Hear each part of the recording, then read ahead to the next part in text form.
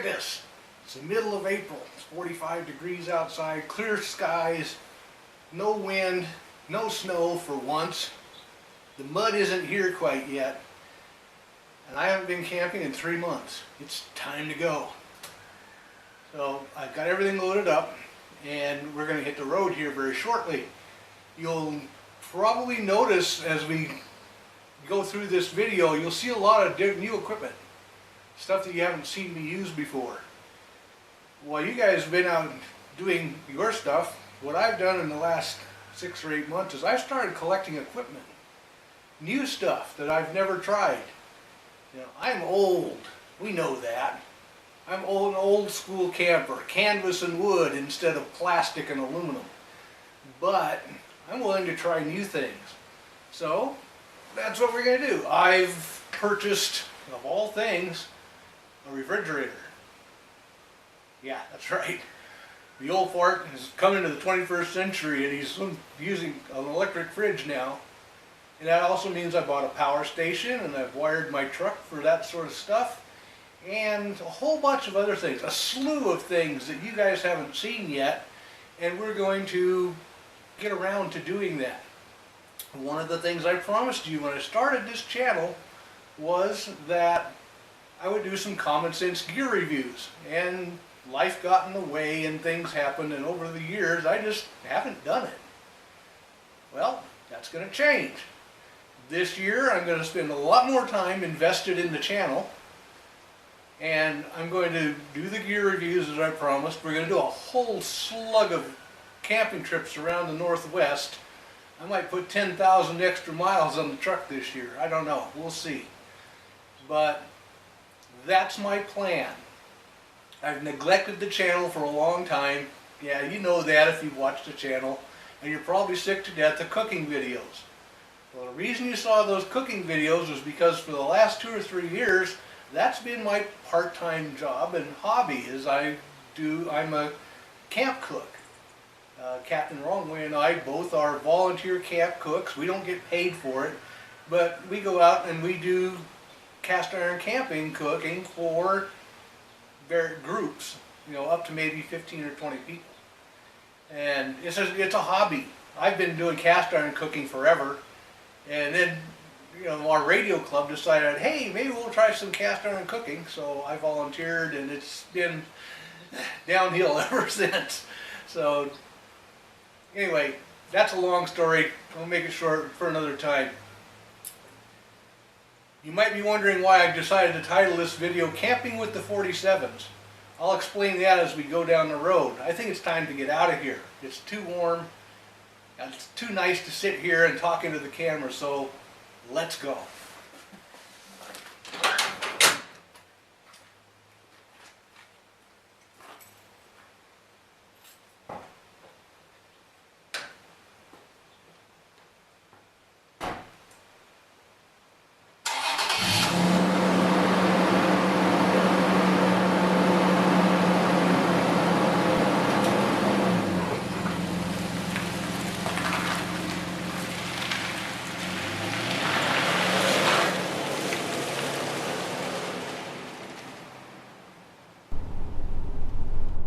Probably all wondering why I titled the video Camping with the 47's. There's a story involved. Last December, a couple of weeks before Christmas, a friend of mine had his sister-in-law and his brother-in-law, well, I guess it's brother-in-law and sister, whatever. Anyway, they were moving, and they had this giant plastic tote box full of old cast iron and some old Coleman lanterns, and they had a Coleman stove that they were taking out of the garage. They were just going to take it to the dump. So they gave it to Rick, my friend, and said, here, take this. If you want it, take what you want out of it and throw the rest away. So he took it and he gave it to me.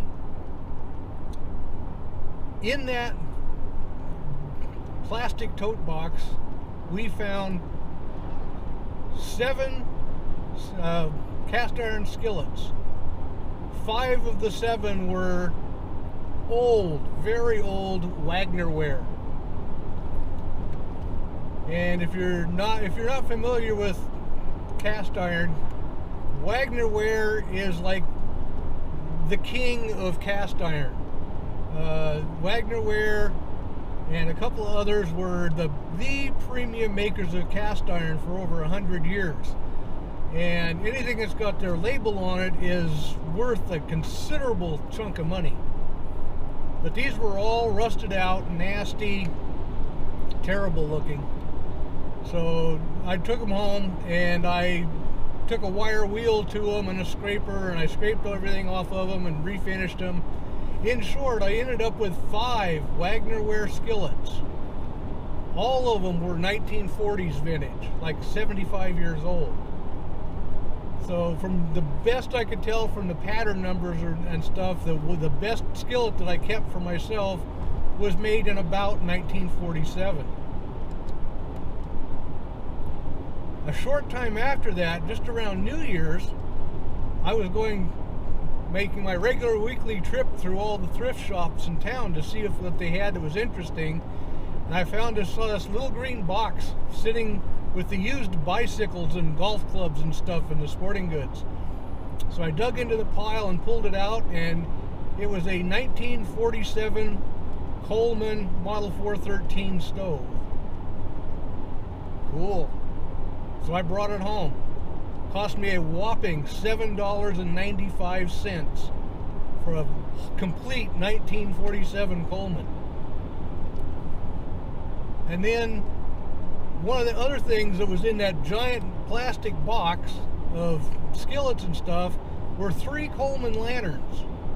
Those 3 Coleman lanterns were all 1940s vintage. Well, 2 of the 3 were 1940s vintage.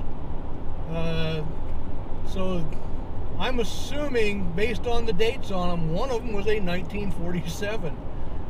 So now I have a 1947 skillet, a 1947 stove to cook on, and a 1947 lantern to keep things bright in the sunshine of the night. So this is the first trip I've had time to be able to take all 3 of them out and use them. So you're going to be along for the ride. Everything might go well. I might be in the dark and starve to death. We don't know. We'll find out. But anyway, that's why we're camping with the 47's, all 3 of them. Make sure they work. If they do, they're going to get a premium spot in my rotation of stoves and lanterns. So there you go. On down the road we go here. I'll stop here shortly, pick up Captain Wrongway in his truck because he wants to go too. He's just as cabin fevered as I am. So off we go, and we'll see you when we hit dirt.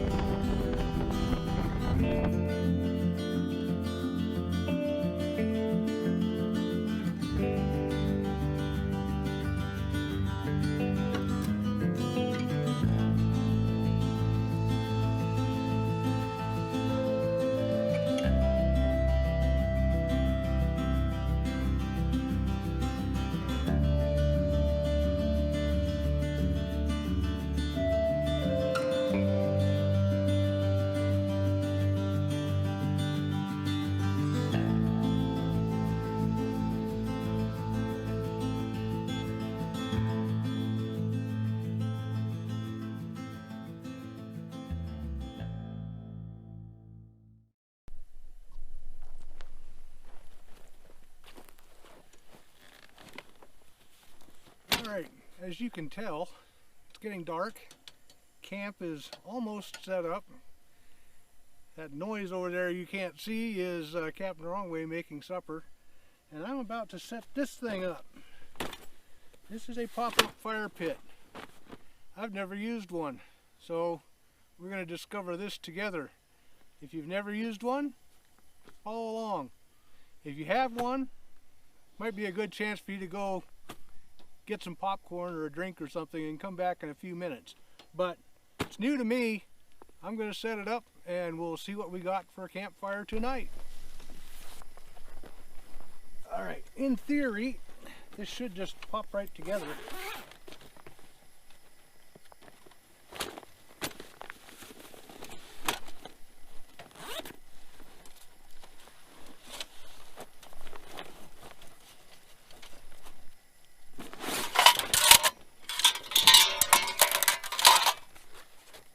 I guess it just comes right out of the bag, whether you want it to or not. Let's see here.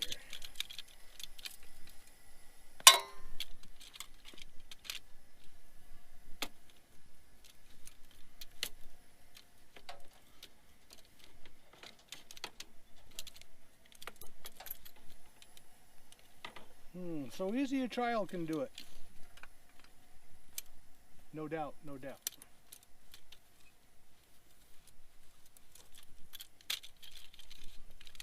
Normally you pull opposite corners and it should pop open, but it doesn't. Strike one. There it goes. I just had to persuade it a little bit. This is the full size version. This is 24 inches by 24 inches.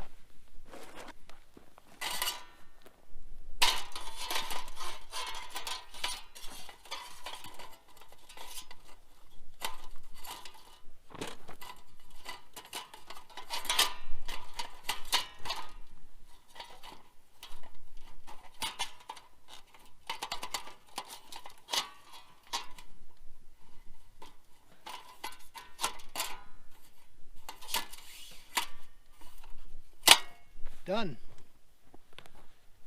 They say in the manual that it takes 60 seconds to set up. Probably true once you're used to it. Seems to be pretty solid to me. Braced on all four corners. All it is just an aluminum box with a stainless steel mesh under it. Mesh, of course, is fireproof. And you'll notice on this side, what I did when I first got it out of the box was cut this dish in it. And the whole purpose of that was to be able to set a skillet on here so I can cook over the fire. With these sides on here, the handle on a skillet isn't going to cut it, it'll just tip. So what you do, we cut this notch in here so I can stick the handle of the skillet down in there and it can sit on the fire and be reasonably level.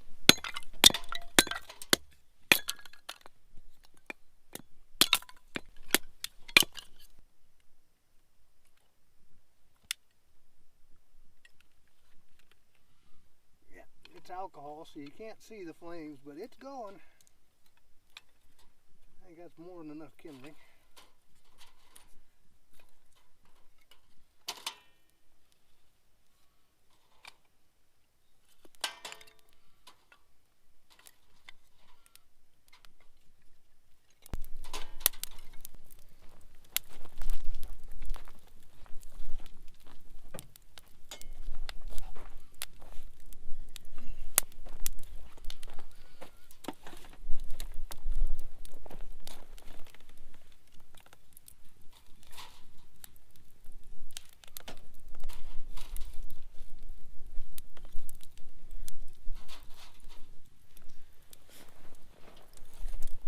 this is a completely new thing for me. I've always built my fires on the ground, but you know, as I get older, I start thinking about the leave no trace thing.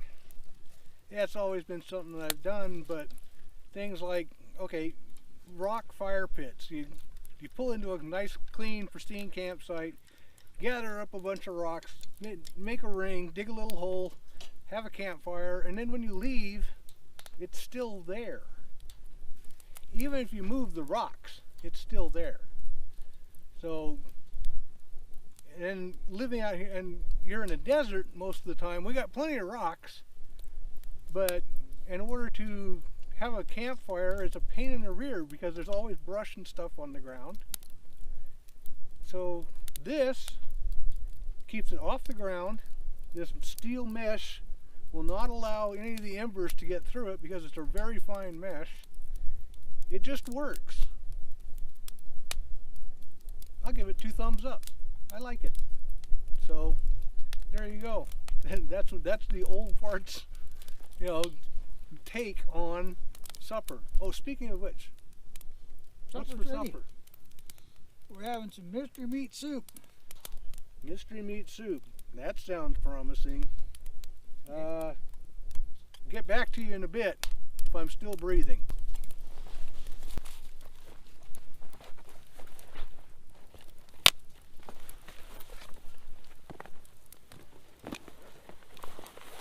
Alright, as you can see, I survived supper, and the fire pit is doing just what it's supposed to do. We got a pretty goodly pile of wood in there. It has no problems. People think that the steel mesh will give, and you put too much weight on it and stuff will fall through. Doesn't seem to be the case. I don't have any problem with it. It's plenty big enough for a fire, and it just works. It's a good design, and last I knew, it comes either with one of these. This is a heat shield. If you're on grass or something, this heat shield goes underneath the fire pit itself, about 6 inches off the ground, and it'll reflect the heat from the fire to keep it from burning grass or anything that's underneath it. You can either buy it with or without the heat shield. With the heat shield, I believe it's about $129, and without the heat shield, it's, I think, $99, but don't quote me on that. It could change. You know how it goes. Prices change for no reason all the time. But here's the company. I don't think you can read it, but it's Fireside Outdoors. So go to their website and look at them, and you can find these on Amazon. Just look for pop-up fire pits, and this will be the first or second one that shows up. So the crotchety old guy that is the old school camper gives it 2 thumbs up. I think it's a good deal, especially if you're out here in the desert and you don't want to set fire to the grass. That's not a good thing. All right, take care everybody, and we'll see you tomorrow, maybe for breakfast. I hope. I'm gonna be hungry. I ain't tried that. I used turkey sausage, maybe 2 or 3 ounces of that, and a couple ounces of chorizo, ground chorizo sausage. Mix them together and use them in omelets or the breakfast skillets. They work out just fine. Oh yeah.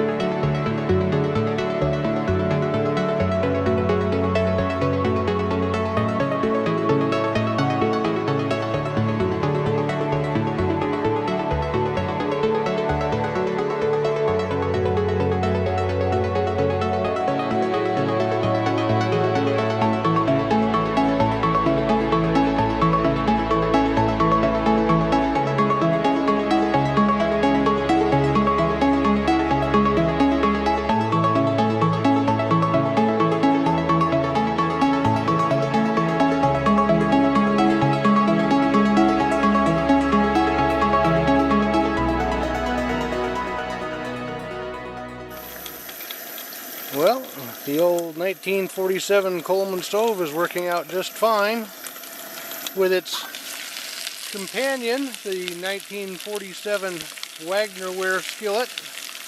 Doing a fine job frying potatoes for breakfast. So what we're doing here, this is a skillet breakfast. And I'm not going to go into a whole lot of detail about how I'm making it, but I will put the recipe in the description down below the video.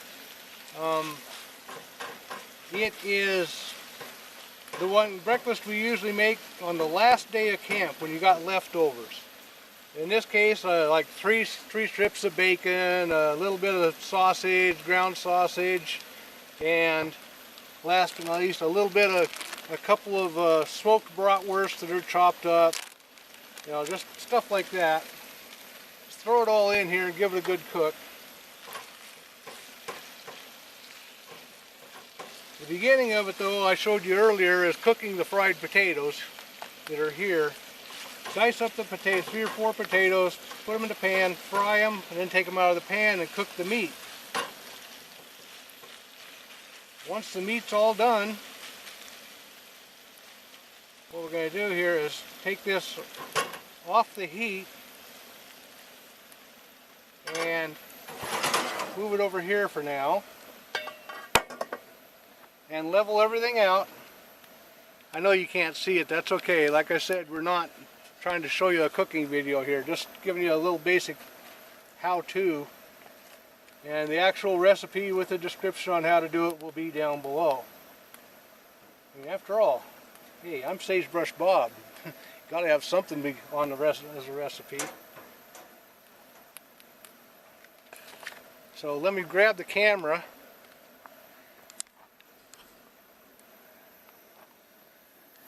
And there you'll see that that's the way it's ready to go. It's done. The only thing I got to do now is throw some cheese on top of it and let the cheese melt. And then we'll be having breakfast with a considerable amount of leftovers, because this feeds 4 and there's only 2 of us. So at least you got your dose of Sagebrush Bob cast iron cooking, all 2 minutes worth.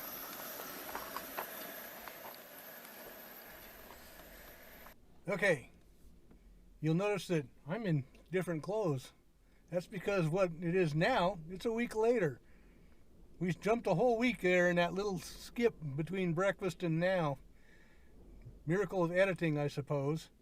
But I was going to do this outside so you can see out the great outdoors while I talked. However, the wind is just absolutely ripping out there right now. Even with the dead cat mic under my sweatshirt out there, you can't hear yourself talk. So I'm stuck doing it here inside the truck.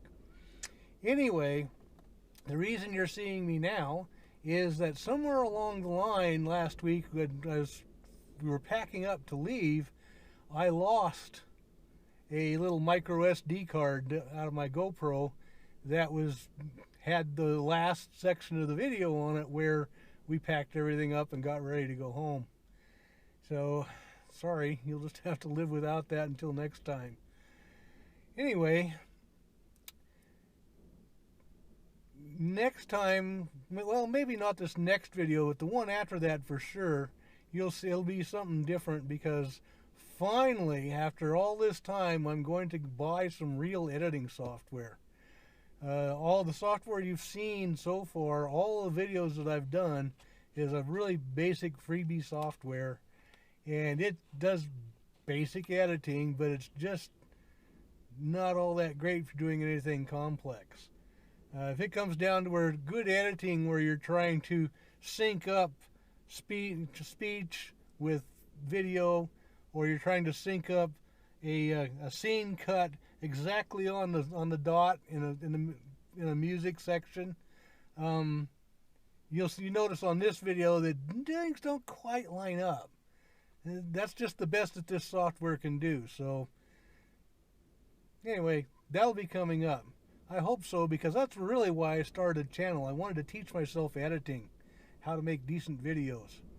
So with new software, and hopefully I'll learn how to use it, we'll be good. So until next time, sorry about the abrupt end of the video, but until next time, I hope I see you out there. Bye.